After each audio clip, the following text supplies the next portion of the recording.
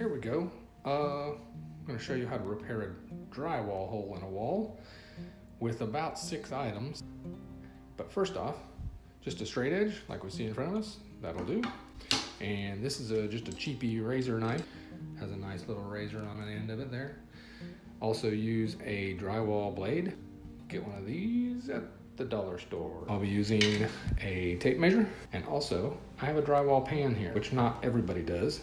Just use something like this. Also, a little water. All right, here's our hole. I don't know what did this, but we can't really patch it with mud. So what we're gonna do is we're gonna cut a square out. We're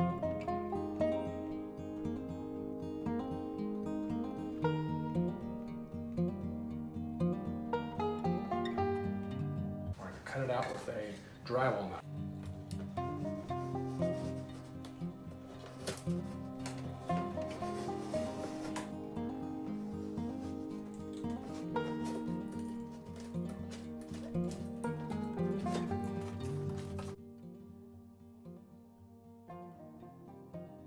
What we want to do is you want to measure that square right now. Our square is 5 3/8 by 6 inches. I'm going to cut it and then we'll be back to install it. I'll show you how I'm going to cut it also. All right, we're over here to our drywall pieces. I want to show you a couple things first. When you go to Lowe's or Home Depot, they will have 1/2 inch drywall there, where they will have 3/8 drywall, they will have 5/8 drywall, and they'll have 1/4 inch drywall. Maybe not all on the same day because they find it hard to stock everything sometimes, but generally what you're gonna have on your walls are 1/2 inch drywall. That's the piece I have here, and you'll see there's not much difference between 1/2 inch and 3/8, but you definitely want to use 1/2 inch with your 1/2 inch wall. If you happen to have a 3/8 inch wall, buy the 3/8. So I got my piece here. We said it was 5 3/8 by 6, so we're going to go ahead and mark off our 6 inch. Now our 5 3/8. Yeah, that's my 5 3/8. Here's my 6. Yep. And these you will be cutting on the lines.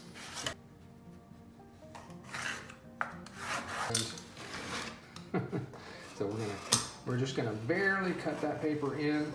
You don't want to cut through the drywall. You just want to score it, so it will break. And if you'll notice, I'm doing all this on the brown side of the drywall. Why, you ask? Well, we're going to be using this side, right? We want to use the lighter side, but we're going to be using this side. That side's going to be facing out. And we want to score the back side because we're going to use the front side in just a sec. And I'll show you why we're scoring it on the back. Because we want it to break just so. If you don't extend these, it won't break, right? That's our piece we want, right? X marks the spot. We want to make all these disappear. So what we're going to do is we're going to boom like that. And you see that line right there? We want to come out just about this far, about 1 inch from that crease. And this is on the usable side, remember? This is the outside that we're going to use. And we're going to do this to it. Boom. We're going to peel that off, see? Keep that on there. We're going to use that. This side, we've already cut it, and once you cut one, it's a little loose. So you're going to want to come out here on this side of it, and you're going to go about 1 inch out.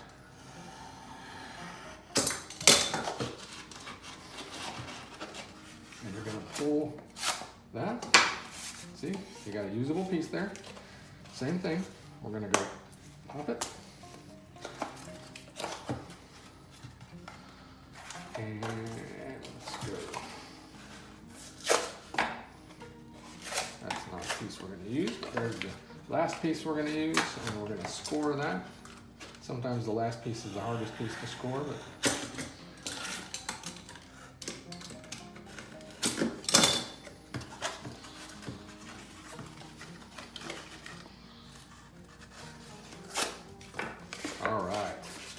usable piece of drywall. And what you see here, and the reason we did it on the back, is I really don't want to have to use tape, drywall tape, because it's a pain in the rear when you're just doing a patch like this, a single patch, or maybe 2 or 3 in your house before you're selling it, or before you're moving, or before your lease is up, or whatever. You know, the hole we put in the wall, and this is going to fit in the wall, and this is going to act as the tape. Voila. So we'll get back over to that hole. I'm going to set up and show you how to put it in there correctly. All right? I believe that's where we're going to keep it. There's 3 different kinds here. There's a 5-minute mud right here, a 45-minute mud, and a 20-minute mud. I will tell you, if you just want to make some drywall repairs in your house before you move out, go to one of those stores I mentioned, and they have drywall mud that's pre-mixed in small little plastic tubs and large 5-gallon tubs. I just like using this stuff because it's available to me on my truck.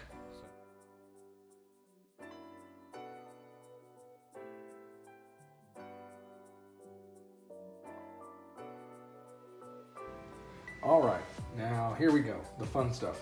This is the drywall mud, the stuff that I told you was either 5, 20, or 45-minute mud. You can also get the stuff that's pre-mixed, which might be easier for some. Not for me, it just doesn't dry fast enough. That stuff is meant to be put on and then you come back the next day. This stuff should dry in approximately 2 hours. It depends on how thick you do it. I don't want to say, you know, take me by verbatim. Just regular old water, your thing from your kitchen can hold it. And the idea is to get the consistency so that it is the consistency of, say, the cake frosting. So just think of that. We're gonna pour our water in, and I don't have an exact science.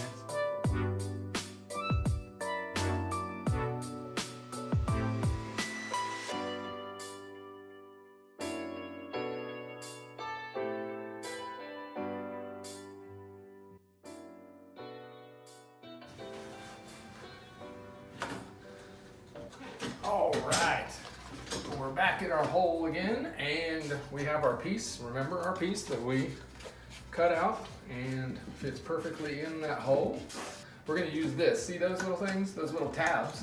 What they are doing are acting like if we had drywall tape. Well, I don't want you to have to mess with drywall tape. We don't want to put a piece of wood back there to, you know, support it. So let's go ahead and just put this in there, all right?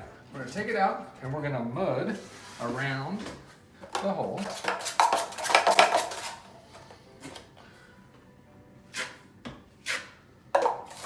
See how smooth that is? Just like a great birthday cake frosting. Alrighty. Now we're gonna press it in that hole, and we're just gonna slowly press our paper against that.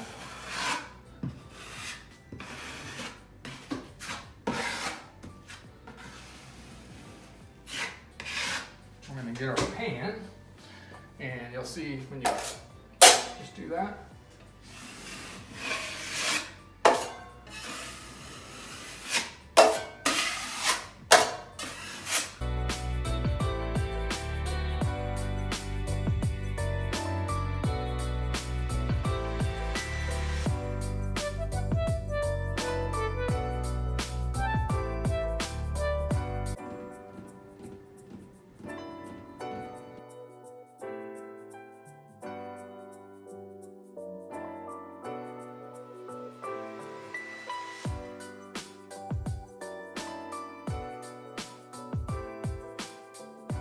That's how we're gonna leave it.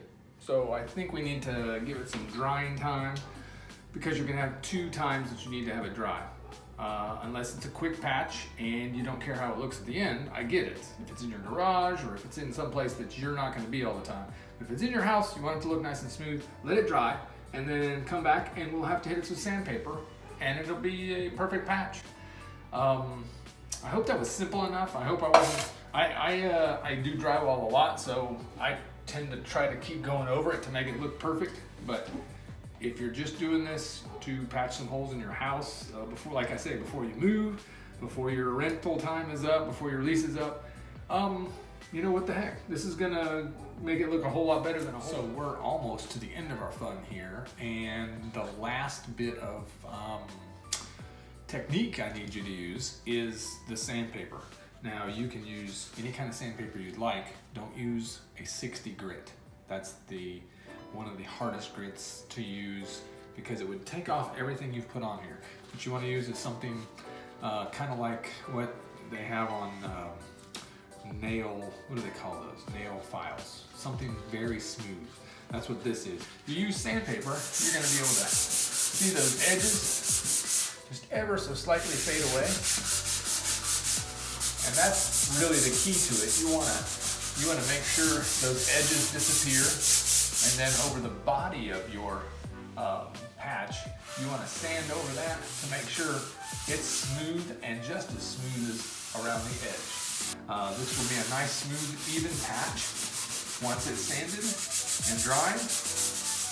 And even like if you were to use a wet sponge, this outside is gonna just kind of fade away. And any of this extra that you get up here, maybe, I don't know if it's out of the screen or not, but any extra you get on your wall, you can wipe it down to where the paint was, and it'll clean up really nicely. So that is the last and final bit, and it should paint out nice after that, and you'll be able to live in your house with no holes.